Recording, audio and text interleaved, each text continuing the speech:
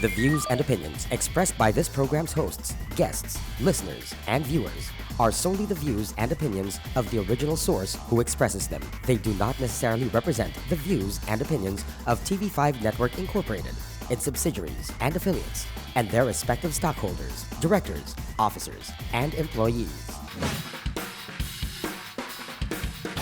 Sounding off from Los Angeles, the undisputed king of podcasting, who's all about the good times, Mo Twister. Representing New York City, a social media mobster and co-creator of the Not Bill Walton Twitter feed, Chris Savage. All the way from Sydney, Australia, a basketball media veteran and unapologetic cultural critic, Bradford Graham. Holding it down from Manila, a seasoned sportscaster with the studio skills to pay the bills, Gino Rufino. This is Full Court Report. This is the Full Court Report. We got four people from around the world talking about hoops, just like a basketball game. We have 4 quarters, 12 minutes each, a halftime, and an overtime. And each person will take turns running point for their quarter. And to tip things off, we go over to Los Angeles, where my main man, Mo Twister, will be talking about your defending champions, the Golden State Warriors. Mo? Thank you, Gino. It's nice to be here on our first episode. And listen, one of my biggest surprises early on in this NBA season, and this is biased, because many of you guys who know me know I freaking love Steph Curry, and I am just kind of surprised at how dominant Steph has looked. Even though he's coming off of an MVP season, he looks considerably better than he did last year. And I've heard that things like people say, "Oh, Steph's playing like a video game." Dude, I play video games, and I can't do what Steph is doing right now in these freaking video games. Let me just throw some stats out there, and then let's get into some conversation. 3 of the 4 games, he scored 20 points or more in a single quarter. Through the first 4 games, he's shooting 66% from the field. He's 49% from three-point line, 37 points per game, 5.25 threes per game. And through the first 4 games, only Michael Jordan in the past 40 years has scored more points in the first 4 games of a season. Now, Steph is also averaging more points per game than he is minutes played. He's outside of the top 45 players in minutes played, but yet somehow still leads the NBA in points, threes. He's in the top 5 in assists and steals. So I want to start my quarter off with talking about Steph Curry, who I think is now the best basketball player on the planet. And again, coming off of an MVP season doesn't mean that you're the best player on earth, but from what I've seen so far, it's time to rip best player from LeBron's hands and give it to my guy here, Steph Curry. I want to know what you guys think. Yeah, I'll be the first to jump in here. I didn't see season that anyone could take the crown from LeBron that quickly. Steph won the MVP award last year, but everyone kind of hinted that LeBron's still the best. It was just the way that the Warriors played and ran for the title, and Steph was the best player on that team. He's the MVP. But to start this season, I think we're pretty close to seeing him snatch the throne from LeBron. If not already. It's still early in the season, but he is taking off from last year's MVP season.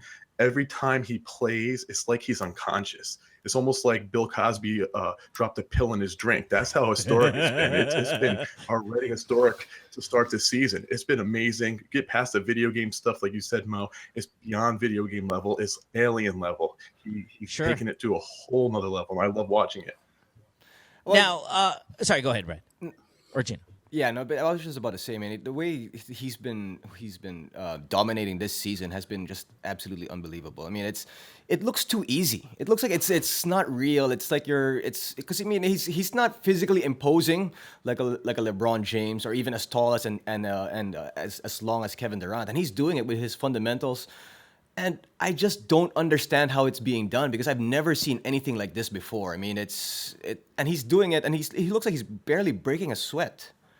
No, and aside from it just being fundamentals, he's doing it in a flashy mode as well. I mean, his passes, his kind of showmanship, he's not making mistakes. He's not just making mistakes with it. He's being really efficient with all the flashiness. As I'm watching him right now just drill another 3 and put them up by 13 against the Clippers in Oracle right now. But yeah, I mean, it's amazing, and at the same time, his team looks to be, again, if not just as good as last year. As Clay said, a chance to win 70 games this season. So we have an exciting player. It's a honeymoon for Steph, but I'm sorry, the honeymoon's going to come to a close. When Steve Kerr returns, he's going to put the leash back on him. Remember, this is all happening because, young little Walton is pretending to be a coach for now. And as soon as, the real coach comes back, you What's best the leash? believe that. Explain to me what the leash is. Is it minutes played? Is it offense running solely through him? Right. What's the leash? It's going to be shot selection. It's going to be let's get everyone more involved. It's going to be, NBA teams wising up a little bit. It's the first week of the season. Yes, he's doing miraculous things. They beat a very quality and maybe even above average team in Memphis by 50. Really, what kind of leash do you need to why do you need to reel them in when they're undefeated and they're destroying teams? None of these games are close. And again, they're playing right now against the Clippers and they're starting to pull away early into this game. So not to make reference too much about this game because I know this is a recorded show. I'm not saying you put him on the leash. I'm saying that the leash will appear when Kerr returns and they get back to more maybe formal basketball and, they come up against the Spurs and they can't just go out there and just sort of, shoot for the stars and live and die by that three. And it's more just the fact that looking at it, as it has been over the course of the first week, yeah, he's been incredible. It's been sensational. But part of me thinks that they're going to return to earth, and there's just no feasible way that they can maintain this run. So what's returning to earth? Back to 67 wins because that's a great earth to live on. I mean, let's do an over-under. Back to 30 points per game. We think what the Warriors are going to do this year. Now, they did 67 last year. Clay said that they can do 70. Only one team has done 70. That was your 95-96 Bulls. And Brad, you pointed out that this is the 20th year anniversary when the Bulls did that, and I think they won 72, if I'm not mistaken. So can the Warriors do what the 95-96 Bulls did? Considering, the success they had last year, the improvement that we see with their best player, and the fact that they're killing each other, they're killing every team right now. Again, 5 games in. Yeah, look, it's definitely possible that they can. Sorry, 70, I don't know. No, I was just going to say that obviously with the Bulls playing in an era in which there was over-expansion, Toronto, Vancouver, entered the league that year. They were, pretty horrible sort of rosters. The Bulls was a bit of a perfect storm. Jordan, super motivated.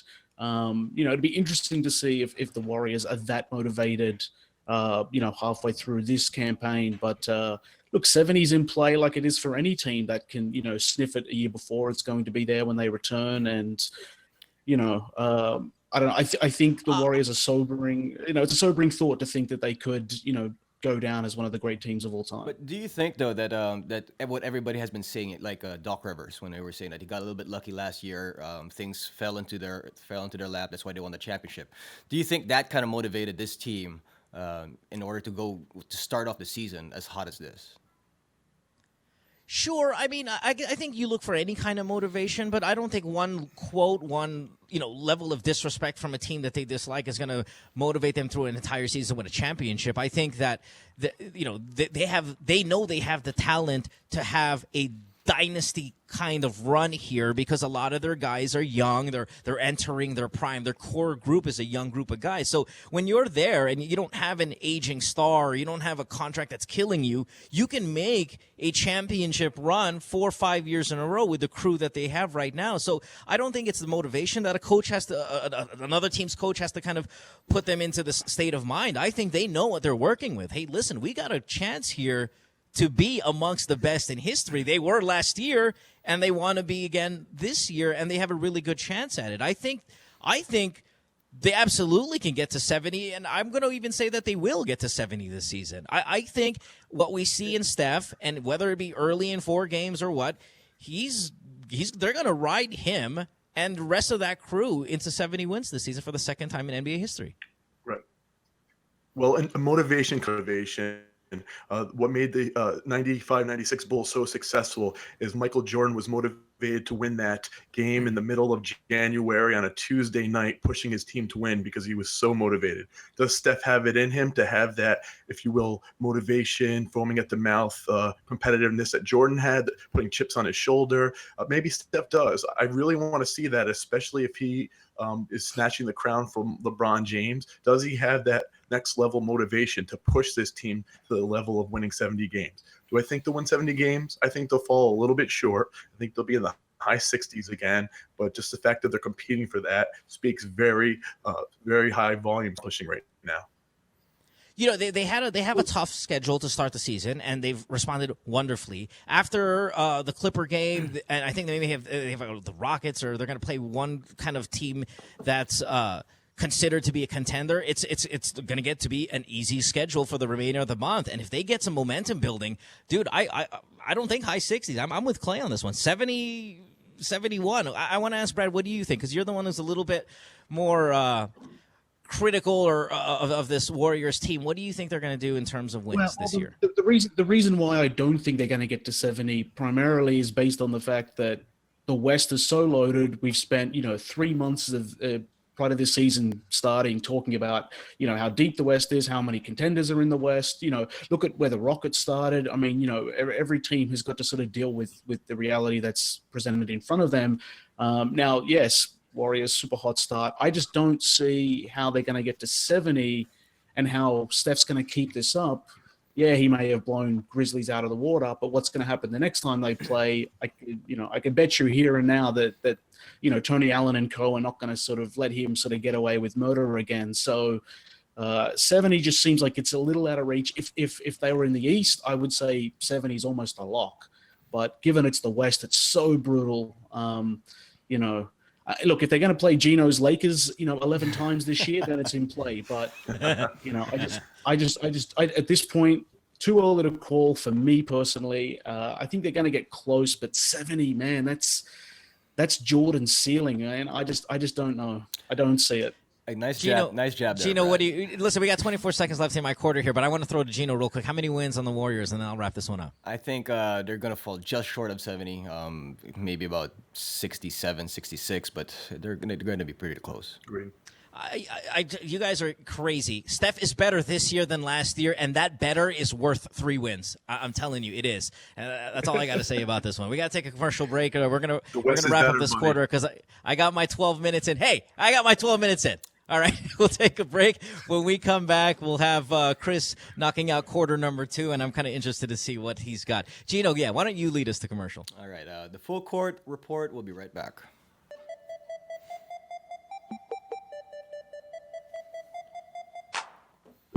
We're about to start the second quarter here in the full court report, and this time we're going to head over to New York City with Chris Savage. All right. Well, fellas, we're a little over a week into the season, and I want to use this quarter to discuss early season surprises, whether it's teams that have exceeded expectations or fallen flat on their face, not reaching the expectations that you thought they would get to. I want to get each of your feedback on the team that is the biggest surprise for you to start this early season, again, whether it's good or bad. So I'll lead off, and the team that has surprised me most is because they haven't reached expectations, and it's the New Orleans Pelicans. And Sure. Listen, I know they're down Tyreek Evans. That's a huge blow. But with that being said, 0-4. Again, 2 of those losses were to the Warriors. That hurts. But also 2 of those losses were to the gutted Trailblazers and Orlando at home, which there was no excuse for, and they were not competitive games. Anthony Davis was really supposed to take his game to the next level this year. He hasn't done so, and that's a reason for concern. I know they're still trying to stay in Alvin Gentry's new system, trying to learn that. But Alvin Gentry was just a total upgrade from Monty Williams. Last year, Monty Williams made Scott Brooks look like a good coach. And Brooks is the same guy who would draw up plays that would result in a shot 30 feet from the basket, and Monty was still worse than him. So they should be able to assimilate to Alvin Gentry a lot quicker, and it's just not happening. I'm interested to see what's going to happen in the next couple of weeks. But I'm really expecting Anthony Davis to take off to the next level of superstar status. And now there's questions of if he's working hard, if he's trying. That should not be happening at this stage of his career. Now, let's put it in perspective. Anthony Davis is a guy who doesn't even complete simple tasks like tweezing his own eyebrows. So clearly basketball should be his only focus. I mean, what else does he have to think about if he's not even doing normal stuff like that? I'm going to defend Anthony because I love him. He did, I mean, in the offseason, worked on the three-point shot, put on, what was it, 10, 15 pounds of muscle, 20 pounds of muscle as we hear. He looks bigger. He looks more intimidating. But you're right, he's not delivering. Now, I don't know if it's because the change in system is so drastic. Like, yes, Gentry is an upgrade over Williams. However, last year they were in the bottom 5 in pace, and Alvin Gentry wants a faster pace. So it's a world different. It's not just an upgrade in coach, but a complete 180 in the style of offense they run. Now, couple that with the injuries, and that Anthony Davis seems to be leaning into every shot and looking for a foul and not just kind of asserting himself and taking the ball with confidence. You can tell he's shooting less than 40% from the field. For Anthony Davis, that's unheard of because, he's just a much more efficient player than this. So I think you mix all of that. It's unheard of for any major big man. Absolutely, but especially a guy who is supposed to be in the conversation of MVP this year. So I think that when you take all of those things into consideration, I'm not shocked that not only are they losing, they're getting killed in these games. So I don't know who to point the finger at. Maybe one of you guys can. It might be Gentry. Upgrade, but maybe just too much too soon for that team. They're too young and they're not all there. The Pelicans have the best PR team, obviously, in the league because they all convinced us that they have an upgraded coach. They've got the personnel to run the system, and then they've clearly got the marquee player to make the world of difference. Now, neither of those things have proven themselves to be true in the first week. So when it comes to surprises from this campaign, I'm going to go with the real Anthony Davis, and that's my man up in Detroit, Andre Drummond. Now, he's collecting 20 boards a game. Right. He's destroying teams. Yes. Detroit's doing everything that we thought the Pelicans would be doing. Hat off to Stan Van Gundy. And, man, I'm so impressed with Drummond that I may even end up finding myself purchasing a Drummond jersey if he keeps this up. Didn't Brandon Jennings say that he's the best big man in the league right now? He's certainly the best big man in the East. The league, it's debatable, but you're right, man. What a great answer with the Pistons, because Andre Drummond isn't just averaging 20 rebounds. He's doing also 20 points. He's averaging a 20-20. Now, obviously, that's going to come down back to earth, and no one's going to do 20-20 in one season, but boy, So Drummond's coming back to earth, but Steph Curry's not. Interesting. Well, I didn't say Steph Curry was going to keep 39 points a game or 66% from the field. I said he's much improved, but 66% from the field and 39 a game is unheard of. But listen, there were question marks coming in with the Pistons with their small forward position, bringing in Marcus Morris after a volatile offseason with him and his twin brother. So there were questions there whether Rjax is going to be able to run this full time. And you know what? I just thought you gave a great answer there, Brad. I think the Pistons were going to be my answer for pleasant surprises out there in the East, and it's all led by Drummond, who's just monstrous. Yeah, absolutely. Another team though I want to talk about here or more like a player is actually James Harden of the Houston Rockets. I'm a little bit surprised that he's coming out this way, that he's settling too much on outside shots and 3-point shots, and it's almost like before the season started, he said that he should have won the MVP award last year.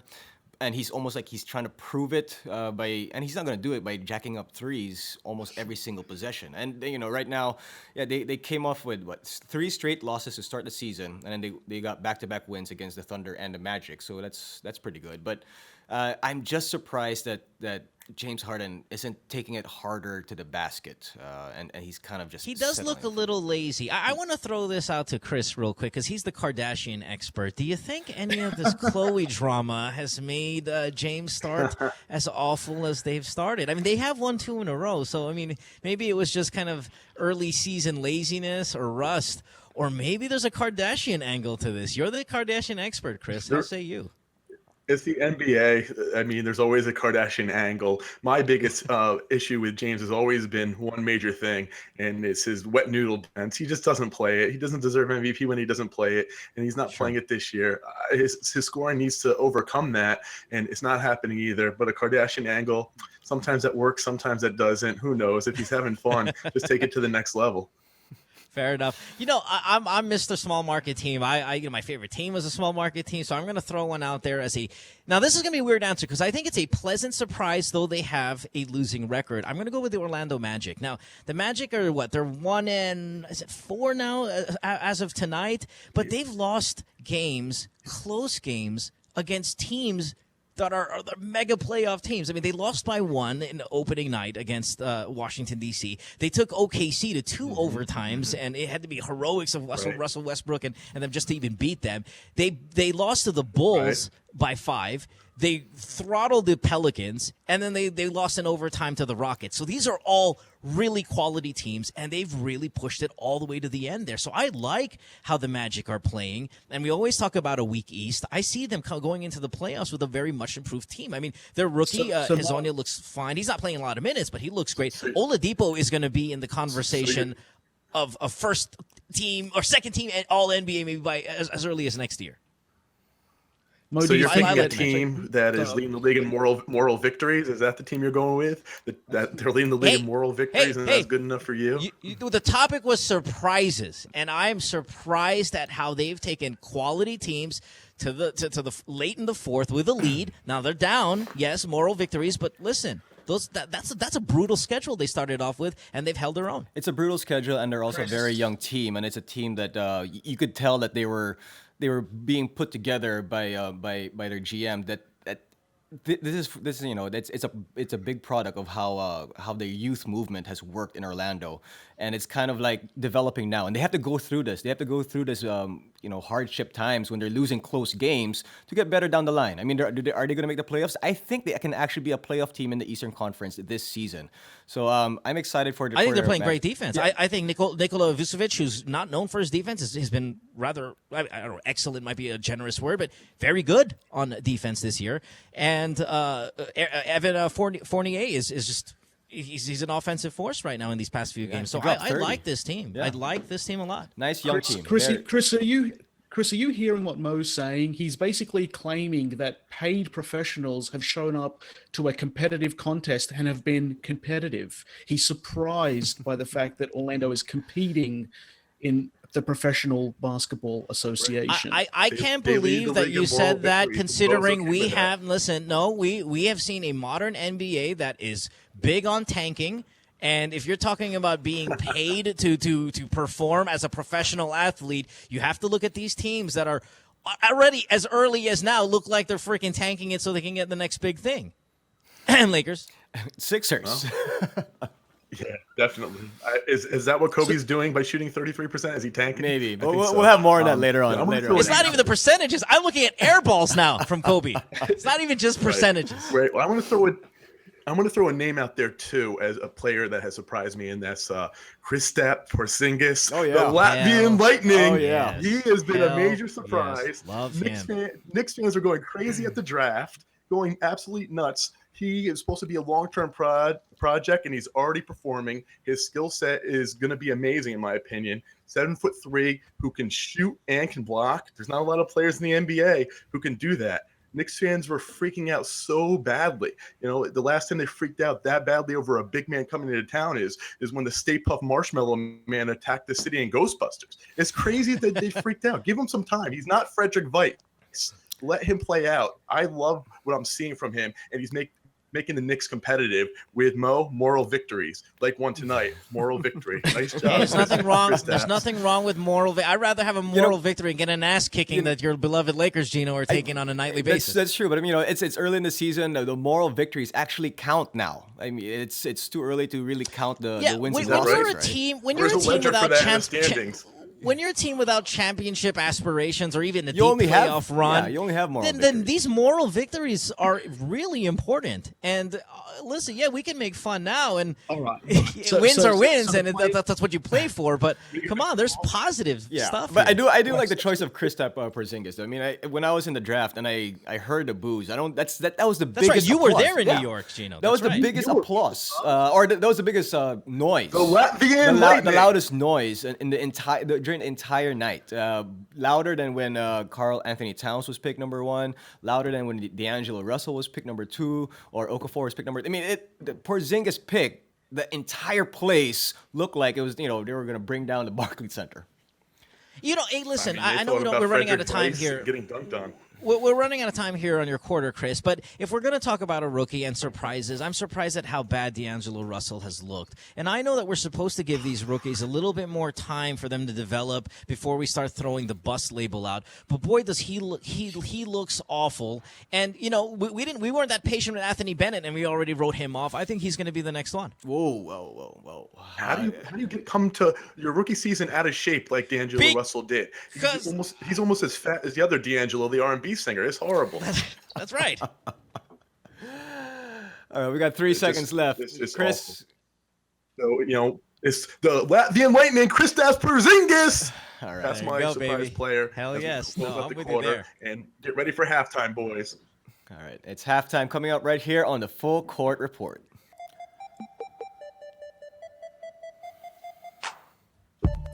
It's halftime here at the Full Court Report, and we take this time to really take a quick break from basketball and talk about something that's not basketball related. And this time around, so that we get to know each other a little bit more, we're going to be talking about our favorite collections. And right now, I want to throw it over to Mo to talk about his fanny pack collection. Mo, how's that coming along? I collect, like I said Fanny earlier in the other quarter. Hey, shut up!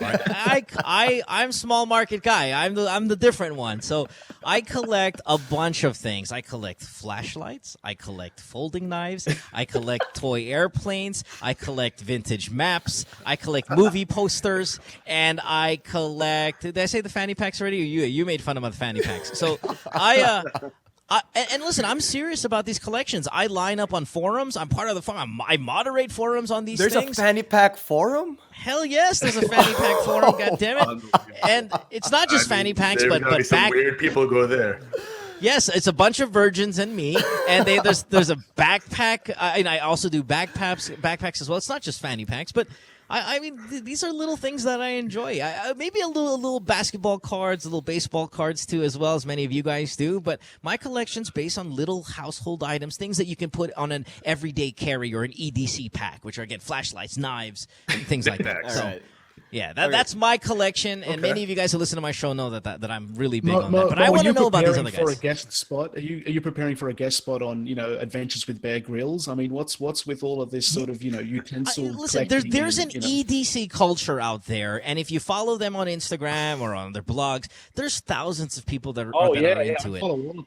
Yeah, absolutely. Great. I will follow them. That's right, and it's people who like little gadgety things. They're they're gearheads. They're gear nuts. You guys are into the sneakers. I'm into household items. Please save us from the fanny pack talk. Chris, what do you got, Chris? Help us Well, out. Chris is the coolest guy ever. I'll get into my collection. What I collect is Deadpool comics. Now, people ask me, comic books, is that what you collect? Technically, yes, but it's only Deadpool comics. I have hundreds of his appearances. So you don't know who Deadpool is. He's a Marvel superhero who's going to have a huge movie in February starring Ryan Reynolds. Huge. It's going to explode. I've been collecting his comics for a bunch of years now. The reason being is he's the anti-hero, which a lot of people get behind the anti-hero, the underdog. He's very sarcastic, makes a lot of jokes despite having a dark side, and he breaks the fourth wall and speaks to the book, and no one else in the book realized what he's doing. So I absolutely love the character. How do you like Reynolds though as the actor to be chosen for the movie? He is the perfect sarcastic guy for the role. Really? They put him in the X-Men Origins movie in 2009 to play the role. The movie, the producers and directors screwed the character up. Now he's going to do it the right way, and he actually pushed hard for this movie to happen. So I'm very happy that he's done it, and the value of my comics are only rising because of this movie. So if it sucks, you'll be pissed off. It's not going to suck. Oh yeah, I think we're gonna. It's not going to. I think we're gonna get 3 or 4 movies out of this, and then also little side movies too. Fantastic Four has 2 movies, and they both suck. That's a good point. Right? Fantastic Four kind of sucked. Brad, how about you? But no, real quick, and I don't know who Deadpool is, but that sarcastic kind of Marvel superhero, it worked really well with Tony Stark and Iron Man, and it could probably work really well here as well. So, but yeah, Brad, what do you got, man? You're all the way in Australia. What do you guys collect there? Wildlife, like poisonous insects and all that good stuff? given the time it takes for things to sometimes reach this desolate land, I'm into things that you were into like 5 years ago, because that's often how it is with movies. That's how it is with TV shows. So whatever's hot right now in America and in the Northern Hemisphere, I'll hear about it in 2019. Sure. So check back with me then, and I'll be a cool kid. But as far as personal collections go, man, I've sunken so much of my money into magazines over the years. I collect magazines from all over the world. I'm the guy that you can find, thumbing through, Barnes & Noble, Borders when that was around. I traveled, all over. And basically, if it's in printed form and if it's media and if it's a magazine, man, I'm throwing my wallet at it and thinking about it later. All right, so I mean, we're gonna wrap up the halftime here, and I'm gonna, I had a little bit of a hard time talking about the collections because I don't really collect things right now. I mean, people think I collect sneakers, but I really don't. I mean, it's just that, I get sneakers as part of relationship with stores and with brands, but I don't really collect them per se. Like I don't fall in line to purchase sneakers. So it's what I do spend my money on is really just basically traveling and eating. And if there's something that I collect, it's something, a little trinkets. Memories. That I get. Yeah, oh, just you memories. mushy man. That's about it. So I mean, cute. Hashtag So wanderlust. so that's probably the Now, closest thing I have to have some sort of collection. That's Here's what I don't get. Did I get judged and made fun of? Oh, we got to wrap it up here because the halftime is over. But I get judged for my collections, yet these two clowns here in New York and in Sydney, they collect something obsolete, which is paper. Friggin' paper. I mean, Jesus, really? And I'm the one getting the crap? The money that I can make off of this, it's an investment, baby. That's what every guy says when they want to justify it to the wife. Hey, sweetheart, this is an investment. Trust me. All right. Well, yes, thank you, guys. It's nice to get to know each other a little bit more here in the halftime, and I'm sure we have more in the future. Gino, let's wrap it up, and we got a second half coming. Second half coming up right here on the Full Court Report.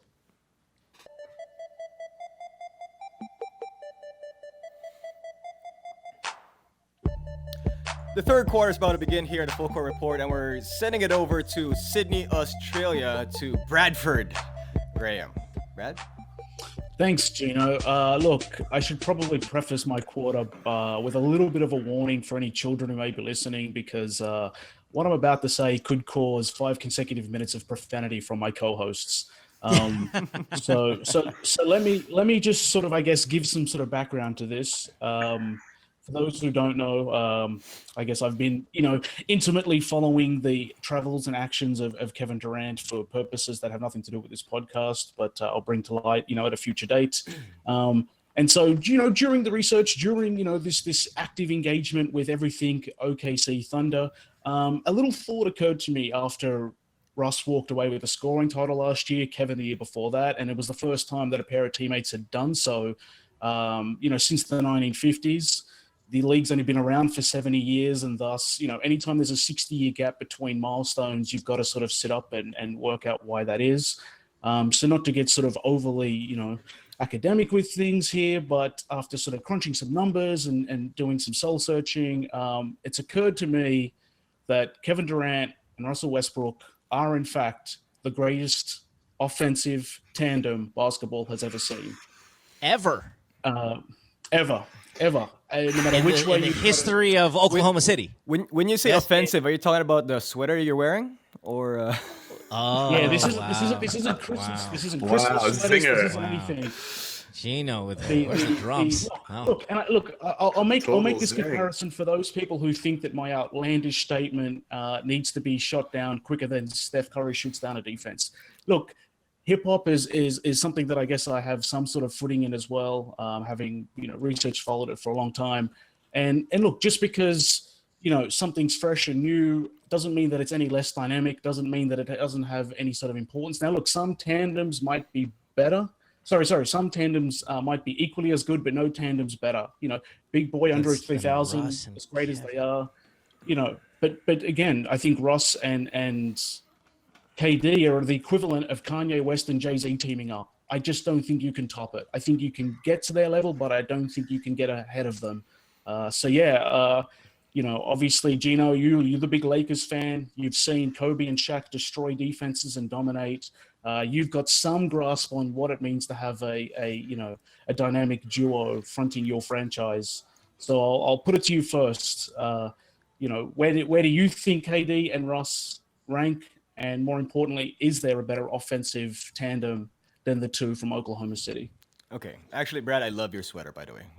Just want to point that out. But you mentioned Kobe and Shaq, and I think when you're talking about duos, I think you got to start with them. I mean, there's Start with them. Said the Laker fan.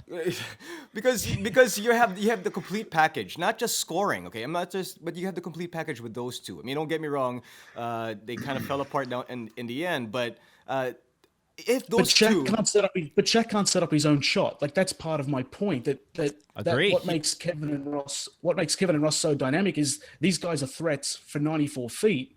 Whereas someone like Shaq, you got to feed him. He's got to get position. If you foul him and he goes to the line, he's useless. So the point is that in terms of the dynamism that these two offer, I don't think. Sorry, Gino. I'm eliminating Shaq from the equation automatically because he can't. He's got to get in position. Yeah, he's got to get in position. That's easier said than done. Yeah, I mean, that's very true. I mean, he's the big man. He cannot basically create his own shot anywhere further than 8 feet away from the basket. Yeah, fine. That's a. But at the time when he got the ball, he was the most dominant. Nobody could stop in the him. league. Nobody could stop him if he gets the ball down low. And of Absolutely. course, Kobe could create his own shot back then anyway, and maybe not anymore. But he could create his own shot at will when they were teammates. So I mean, and part of the offense is getting the ball anyway. It's not like it's not like there are other guys there that are not going to pass it to him. Realistically, he's going to get the ball. So, while yes, he's not going to create his own shot, and he's not a threat for 90 feet or 94 feet, is what you said. It's not like anyone's going to be chucking it from 85 anyway, and that counting as anything. Other names. You didn't see the Thunder play Orlando? Right. I think Russ is firing it back from behind halfway just because he can. I think Steph Curry's going to introduce the 84-footer this season too, if you're not careful. Sure. But how about other duos, though? How about the old school duos like Jerry West and Elgin Baylor? I mean, that's another solid offensive duo. So the two fall into the same realm. The greatest, the finest, the deadliest. I'm talking two guys that can tear down any defense in any generation against any style. I'm saying that I don't listen. That's where I'm going to go. Listen, Brad, you're the smartest guy I know. No offense to the other two boys. And when you say a statement like this, I automatically give it a little bit of credibility because I know you're sharp. And if somebody else said a statement like this, I would laugh my ass off. So let me give you a little credit that.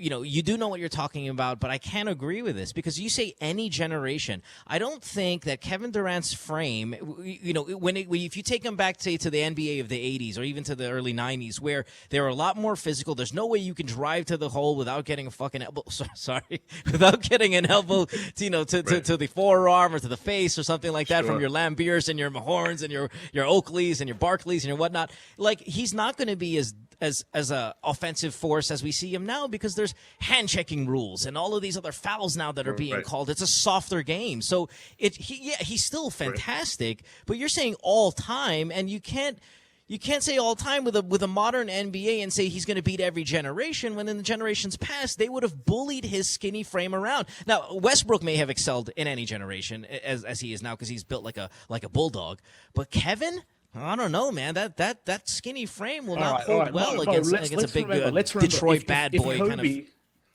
Yeah. Right. If Kobe's the one. Now, Kobe knows a little about scoring. Let's all agree that Kobe knows how to put the ball in the hoop. Now, if Kobe calls Durant a 6'11" me, and in any other generation, Durant would probably play small forward and shooting guard full time because that's actually what he really is.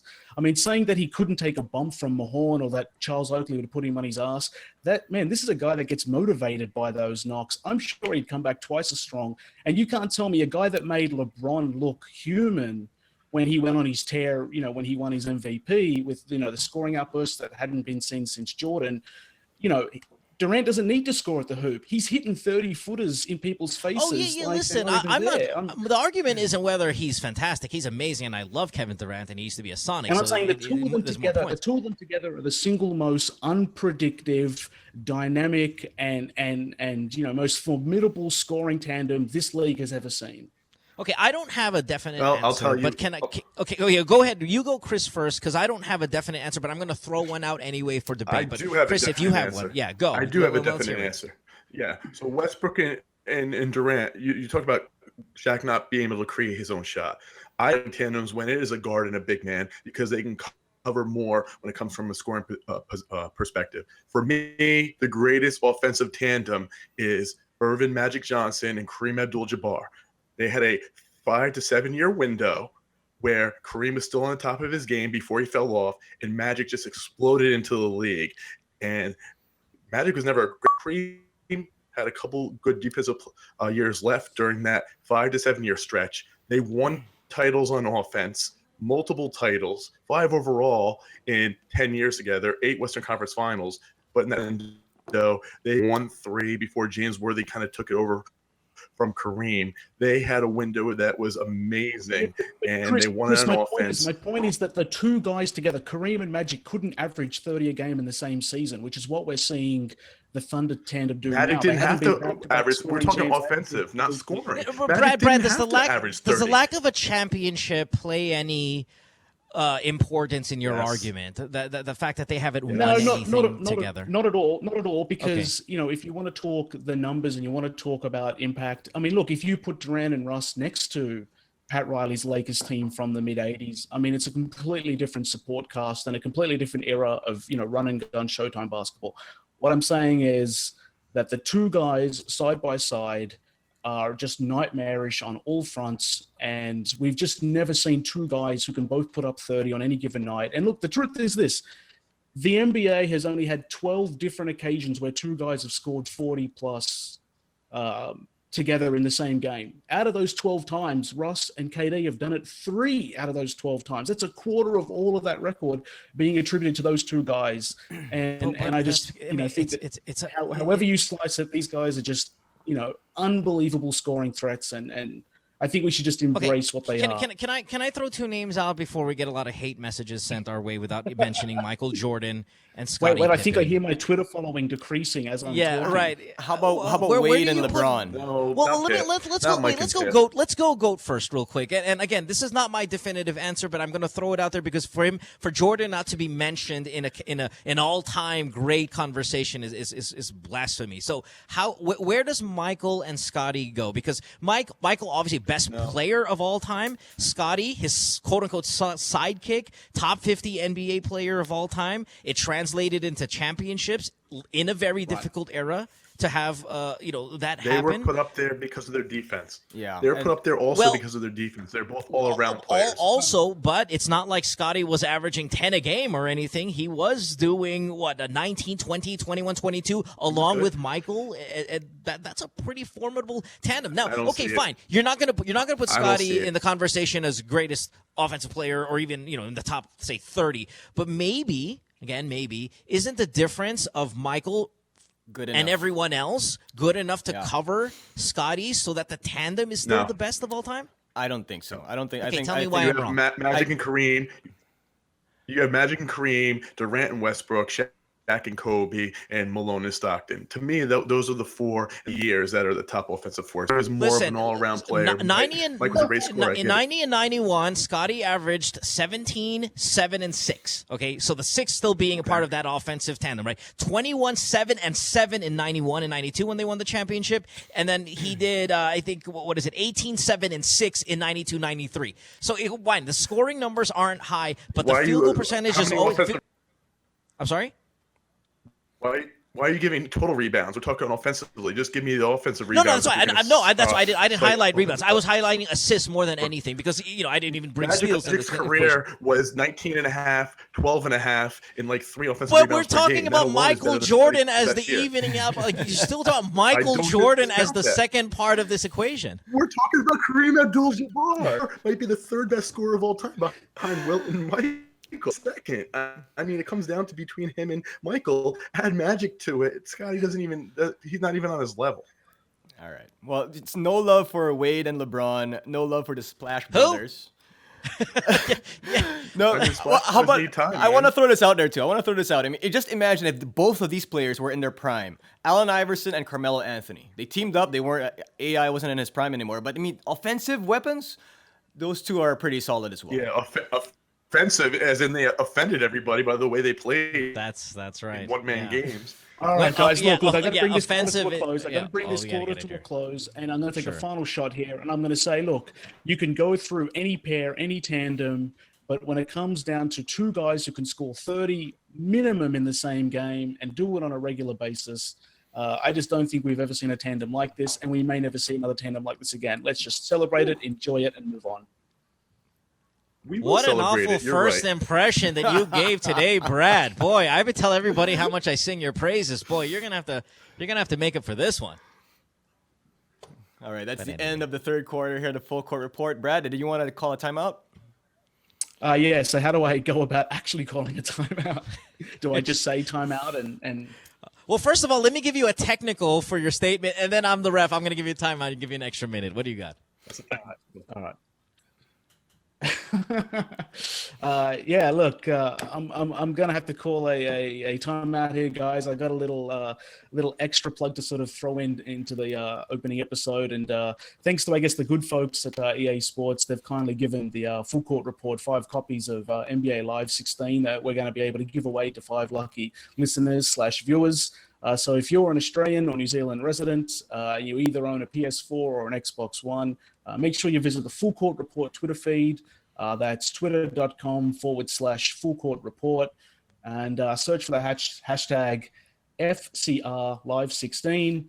We'll be putting a question out after each episode. Respond to that question, and we'll be selecting a response at random, and each winner will be announced on the show. So stay tuned, subscribe to the show, and be in the running to win a chance of Live 16 because that's where it's at. Russ, All right, so you're my boy. again, this is for those in Australia or New Zealand. Yes? Right. And we'll be Gotcha. working in the territory soon. EA's been kind enough to kickstart our first episode with a little giveaway. But yeah, stay tuned. More games. If you don't live in Australia or New Zealand, don't fear. We'll have more copies of the game for different territories in the future. Is Andy Bogan on the cover of those games in Australia or Patty New Zealand Mills. or Patty Mills? That's or, no. You know, Well, they don't. You know how in FIFA they give the Steven Adams? players. Dante Exum. Yeah, New Zealand. Yeah. I don't know. Does the Philippines have any NBA players? I wasn't watching. we have Pacquiao on the come of our NBA Live. We got somebody in the 2016. D League. Yeah. Yeah. Oh, we got Clarkson and the Lakers. So. Ah, there you go. Yeah, there you go. We have Clarkson. All right, Gino, let's take us to break, and then we got the fourth quarter. Yeah, When we come back, right? keep it here in the full court report. Fourth quarter coming up.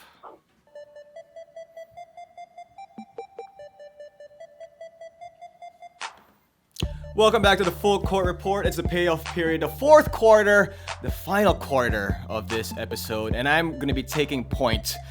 And I'm going to be talking about. Oh, lovely. I'm going Let to me be guess, talking the about Lakers? how Kobe Bryant says hello to Father Time. All right, That's right. He says hello. He picked up the phone and says, "I'm here." Hello, Father Time undefeated. Father Time, Father Time. undefeated. So anyway, let's start this. I mean, Kobe Bryant, the only guard to play 20 years in the NBA. That's an achievement. He's continuing that with the 0-4 Lakers right now, averaging under 16 points per game and shooting 32% from the field. Now, before I say anything else, those who don't know me, I'm actually one of the biggest Laker fans out there, one of the biggest Kobe backers maybe in the world. And whenever he's in town for those press stuff or junkets, I'm usually involved in the event as a host or one of the guys interviewing him. So basically, I'm Or a licking Kobe ass. supporter, right? Cowboy. Or is a girl screaming with his Kobe poster? Right. Yeah. So.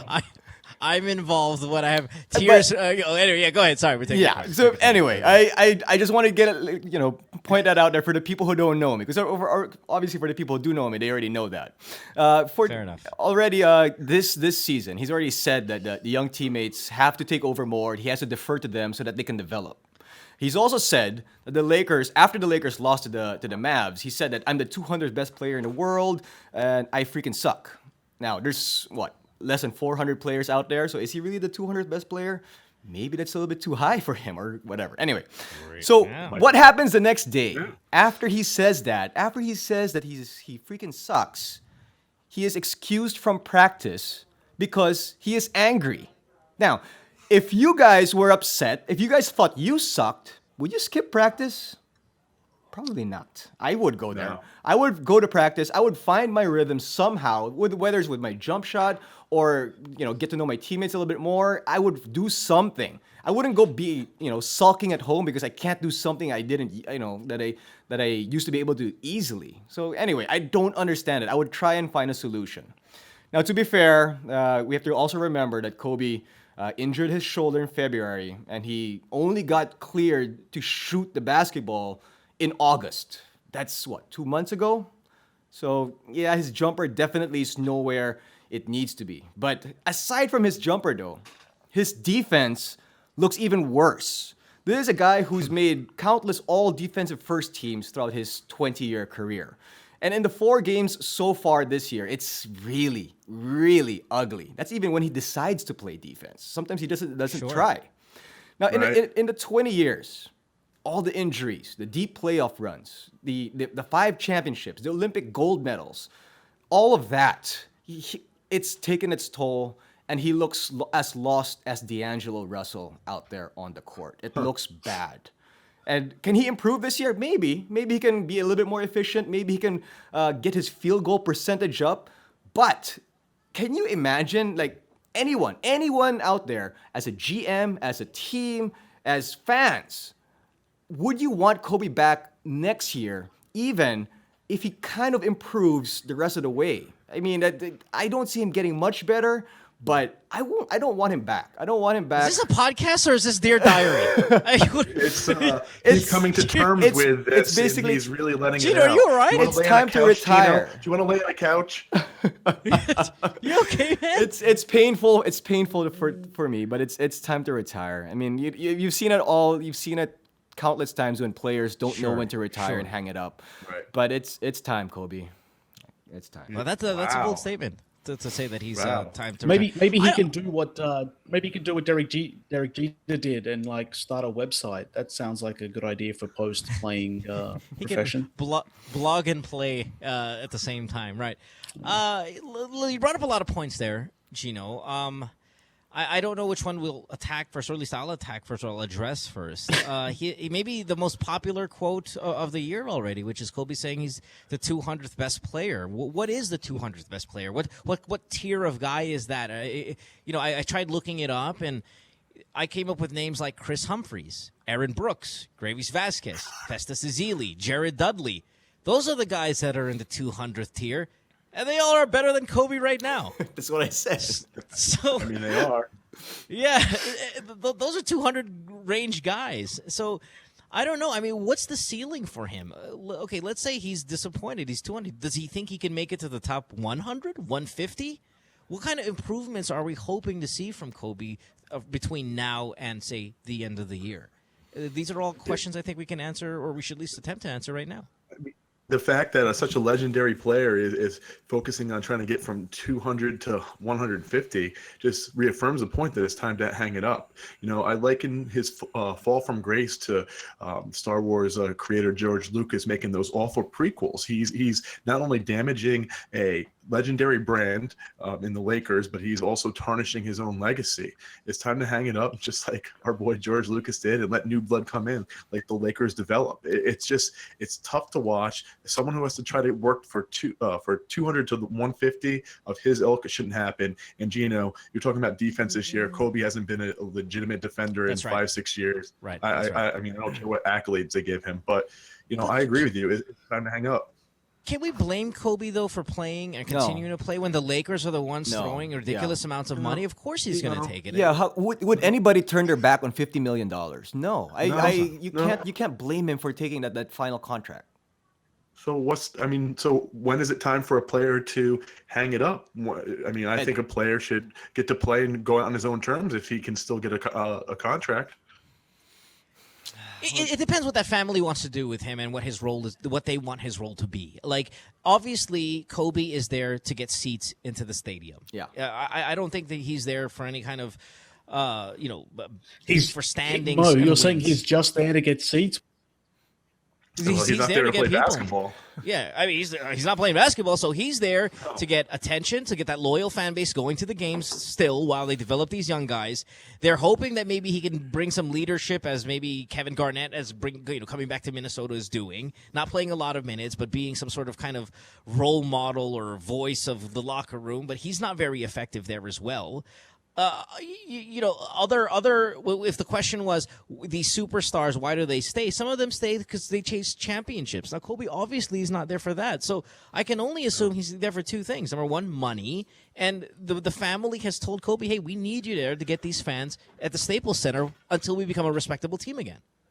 Well, I mean, you're missing one more, Mo, and it's the drug of playing at the highest level of professional sports, even though he's not really playing at the highest level, but he's still in the NBA. Athletes have a tough time walking away. It's the competition, the energy of the crowd is like a drug. And how do these players assimilate on the way out? And maybe they should have some kind of athlete's 12-step program. The only problem with Kobe, step 9 is making amends, and Kobe would have a long time making amends with everyone he's pissed off over the years. But reality is it's hard transition out of it, and it is like a drug to these pro athletes, and I know they want to stay on for as long as they can. I don't really blame them. It's just tough to watch as a fan, though. Yeah, absolutely. I mean, you can't blame these guys. I mean, other guys who've stayed probably longer than they should have. Guys like a Patrick Ewing, like a Michael Jordan, Magic Johnson to a certain extent, coming back. So I mean, you can't blame them. I mean, this is what they've done for most of their lives, and all of a sudden you're trying to tell them don't do it anymore. And it's difficult. It's difficult to watch as a fan. It's to see how far he's fallen. It's really painful. Well, quick question. You guys bring up things like, it's a drug to them and it's hard to say no. But these guys are pretty proud individuals, and when they see their legacy being tarnished or their reputation or people putting, face palming every time they see they take the floor, doesn't that mean something to them also, that they don't want to fall so disgracefully? Isn't that same quality? Yeah. Of a competitive champion. I absolutely, Mo, and I Money. think that's why Kobe is just going to finish off this contract and not come back, because he knows how far he's fallen, and he said it. He freaking sucks right now. Even though LeBron tries to say that he's trying to build his as a challenge to him, but I don't think so. Brad, sorry. Yeah. Yeah, you're all taking the fans' point of view. The reason Kobe's so mad is because he knows he's getting further and further away from Kareem's all-time point-scoring title, which he so desperately covets. So true. He really wants to go down as the all-time greatest scorer. He can't do it if his jump shot's not connecting. Look, ego aside, wanting to stay in the spotlight aside, for Kobe, this is about being recognized in the same conversation as Kareem and Jordan. And at the moment, he's not doing it, and that's what he's the maddest at. And to come back to a point Gino made earlier, who do we blame? Gino, we blame people like you for telling Kobe he was the greatest when he wasn't 3 years ago. Yeah. He'll never be Kareem and Jordan, by the way. Sorry, Gino. He'll never be Kareem and Jordan. Sorry, man. Hey, wait, okay, just to jump off of what you said, because it's an interesting point, Brad, and he's chasing these records. Does he come back then next season, even though he's so far? What is he far off? He's probably 6,000 points or something away from Kareem. He's 4,000 away from Karl Malone. Does he come back for another season or 2 seasons to chase this? He's not. Or he's just too far away. He's just too far away. He's not healthy enough, and his form has been absolutely disgraceful. So I don't think he's coming back. He shouldn't. He shouldn't for his own legacy. He shouldn't for the Lakers. He shouldn't for basketball. It's painful to watch as a basketball fan in general. Yeah, this is what he'll be doing next year. He'll be going to retirement homes, terrorizing unsuspecting senior citizens on a shuffleboard court just for his competition, because he shouldn't be in the NBA anymore. Yeah. Well, listen, if he says he wants to come back, the Lakers are going to have him back, right? They will. Well, that's what they've said. That's what they said. If and why are they doing that when they know it hinders the growth of the team? Why are they doing it? They're doing it because the fans seats. Still want it. Yeah, fans still want him. Yeah, maybe you don't want him. You're the guy who said you're going to back up Kobe at any given time. You're not backing him up right now. Well, I'm his biggest backer. That's why I made it clear before I said it. I asked him to retire because I think he should. I mean, It's painful. It's just painful to watch. You should tweet him that. You should tweet him that and tell him. I'll I mean, he DM blocked him me on that. Twitter, so you need to do it. Yeah, Gino, it sounds like you put your love for Kobe in a casket tonight. This is saddening. Hey, I'm just being real. Catching up with you, Gino. I'm just being real, and we're almost running up in time here in the fourth quarter. I wanted to throw the question real Go. quick, and maybe this just answer. You just answer with no or yes. I'm sorry, yes or no, and without an explanation. An explanation would have been nice. But Kobe coming back as a coach. Absolutely not. Absolutely, he doesn't have the patience, and he's already said that he can't do it, and I don't think he can. He doesn't have the personality to be a coach. No way. I mean, he has a hard time being a mentor. I mean, as helping out in terms of how to run plays and stuff, and what to do in certain situations. Yeah, I can see that, but not as a coach, or something else more than that. I mean, basically, the vino has gone sour, and that's the. So you say no. No's the say answer. No. Knows the answer. I like it. Go to Italy, Kobe. Chuck air balls in China. There you go. All right, so we're done. We're done here on the fourth. We still got an overtime segment coming up, right? We do have an overtime segment. If you guys want to attack that now, or you guys want to take a quick break? Yeah, let's take a quick break, but let's kind of explain to them what's in store in overtime. Kind of like the halftime show is non-basketball related casual chatter. The overtime is still slightly basketball, or sometimes it'll be kind of carryover of a topic or an interview of some kind. Still basketball related, but still also 5 minutes. So we will have an overtime segment after this. So let's take that break, Gino. All right. Keep it here in the Full Court Report.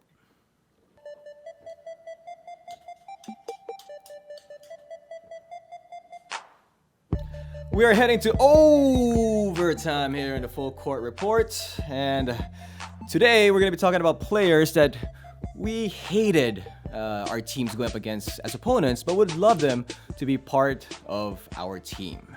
So there's a long list. There's a very long list that we can go from the bad boys, or we can go any direction in this one in overtime. So let's who wants to take first shot at this? Yeah, I'll jump right in there. ahead, For me, it's easy answer, and it's Dennis Rodman. The psychological games he'd play, the elbows he threw, the grittiness he played on defense, the kind of celebrating when he made a big defensive play. I would absolutely hate it if I had to go up against him for a variety of reasons. But if he was on my team, I love every second of it. He does all the dirty work. He wins no matter where he goes. So he's just a winning player. It's just the reality of it. I would love that guy on my team. I really would. All right, that's a choice that probably most people would have guessed right off the bat. I'm gonna go with somebody here that an NBA veteran, an NBA legend actually told me, and I kind of agree with him. Horace Grant told me that the person that he hated going up against the most was actually more than the other bigs in his time was Charles Oakley. Charles Oakley was always known as an enforcer, just like Dennis Rodman, and he was kind of like Michael Jordan's bodyguard for the start of MJ's career. He was those guys, and Horace Grant would say that a lot of the bruises, a lot of the slight injuries that he's had was from Charles Oakley. So I would say that Charles Oakley is one of those guys, maybe not as flamboyant as Dennis, but one of those guys that if you ask any NBA big veteran or legend, they would probably say the oak tree. And who was he traded And for? Gino, if you're lucky, Bill Cartwright. if you're lucky, you could even get yourself a job down at Oakley's car wash. The oak tree. The oak tree. That's right. Brad, who do you got as player you hated, but if he was on your team, you'd be like, sweet? Oh, this for me was a very, very, very easy answer to sort of only because I think that if there's one guy that I would love to have as my running mate, it's John Stockton, and if there's one guy that I against, it's John Stockton. Yeah. Yeah, I mean, you get the assist. He's gonna feed you the ball, right? And then plus, Look, yeah. I love to hit that corner three. So for me, I'd love, he would find me in the position that I'd want to get the ball. He'd be looking for me. He's an unselfish player. But then, coming back to Dennis Rodman games, he's another guy that can elbows and ankles and any sort of thing he could do to draw an advantage, hold a jersey, cheat on a screen, all the things that I think would endear him to me as a teammate is the same reasons that I would want to punch his lights out if we were sort of ever matched up in a NBA style And competition. Rodman Plus, did who call him wants the to guard dirtiest someone- player of his time, right? Rodman You said got that. called that a lot. Plus, who wants to guard a guy who's wearing short shorts? That's just awkward. I wouldn't want to do that. Running in his Just boxers. oh no, I was gonna say something about the short shorts these days, but I'm not. But listen, I had a hard time. You guys all said the one thing. You all said, "Oh, this is really easy for me," and you guys gave a name. I had a hard time answering this question. There are quite a few guys I remember growing up that I disliked, but it wasn't for the reasons that you guys gave. You guys gave a lot of defensive player answers. It was Stockton, of course. It was a great offensive player, but he's also a good defensive player. Then Oakley and Rodman and stuff. So I when you said Stockton, it was, I thought you were going to say Malone, because he was going to be one of the guys on my top of the list of Karl Malone, because it was the mannerisms that pissed me off. Like, I hated these, like at the free throw, these mumbling that he would do, or Jason Kidd is on that list for that stupid little kiss. It was little things that they did that kind of showed their personality that made me dislike them. But I knew they were great players, and if they were on my team, it would be awesome. Because he beat up his wife. Right, yeah. I mean, the wife beating Jason Kidd, who kissed every time. It pissed me off every time I saw it, and I don't know why, because I thought it was unnecessary and stupid. And then Malone had that mumbling nonsense. And How about the Hornacek wiping his face?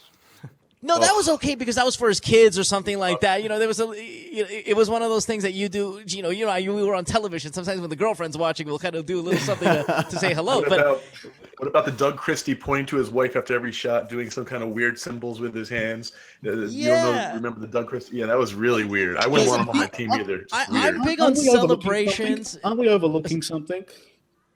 What's that? What? I was just going to say that I think the player we would most hate to play with is Tony Parker, because he'd sleep with all our wives. That's a very good Oh, point. yeah. Noted. That or who else? Was it Shannon Brown who porked Pau Gasol's wife, or Delonte West sleeping with LeBron's mom? Yeah, I wouldn't want Derek Fisher as my coach now.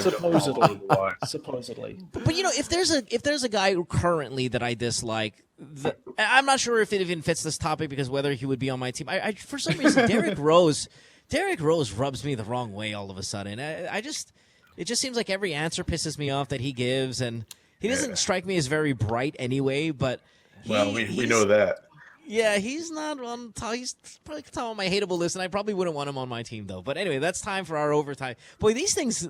Here's one thing I noticed about our first episode here. Whether it be the quarter, the halftime, or what, these things are breezing right by. And I mean, if it's for the love of this game, or the pace of this show, or the concept, I don't know. But I hope you guys enjoyed it as much as we have here. It's only going to get better. Everything, not just from the content and from the delivery, but the chemistry, even the little bells and whistles, I know is going to improve as we move along. But I just want to say how much fun I had on this show and having these conversations with you guys. I'm looking forward to the rest of the season. It's been a great time. Yeah, it's been a great time, and obviously, everything will improve down the line. But I just love Brad's sweater. That's all you gotta. Before Well, I will say this.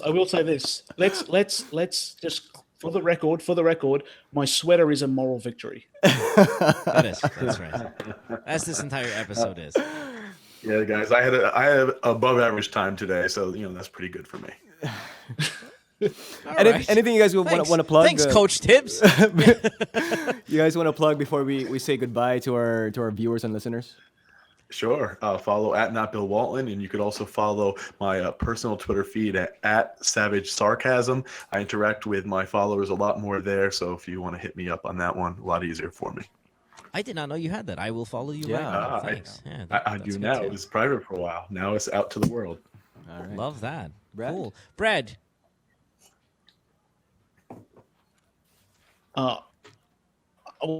Well, I want to just let everyone know that I'm officially unfollowing Chris now. That's going to be an interesting. We'll have to have once we.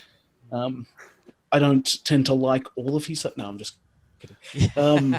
I guess for me, if you want to follow me on Twitter, I can be reached at any time via the. If you want to phrase it, at Backpack Baller. That's BACKPACK. Wow. Wait. What am I spelling here? We see it on the little screen. graphic will come up with. Graphic will come up at the bottom of the screen, and you'll figure it all out. And you can follow Mo at Fanny Pack Baller. That's Fanny pack baller. That's right. You can follow me on Twitter, Instagram, whatever, at DJ Mo Twister.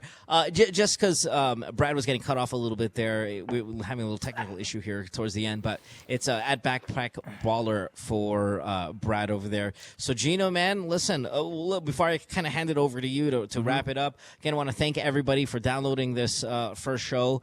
We'll interact with you as much as possible. We'll try to get some sort of listener interaction as the episodes go by. We're on 2 times a week, so don't forget to subscribe to us on iTunes. You'll be able to catch it also on YouTube. And we want to thank TV5 for the partnership, of course, Digital 5 at that, for making this happen, this beautiful studio, and kind of putting getting all this technical stuff worked out for us. We appreciate that, and we're nice to have everybody working together. So, Gino, man, let's invite him for. Let's have you plug, and then I guess take us to home. All right. Well, thanks for watching, everybody. And I just want to plug a little bit of obviously the Twitter and Instagram. It's at Gino Rufino. Everybody, thank you, Brad. Thank you, Chris. Thank you, Mo. Thank you, everybody in the control room. Our first episode is in the books. This has been the Full Court Report. Bye, guys. Bye.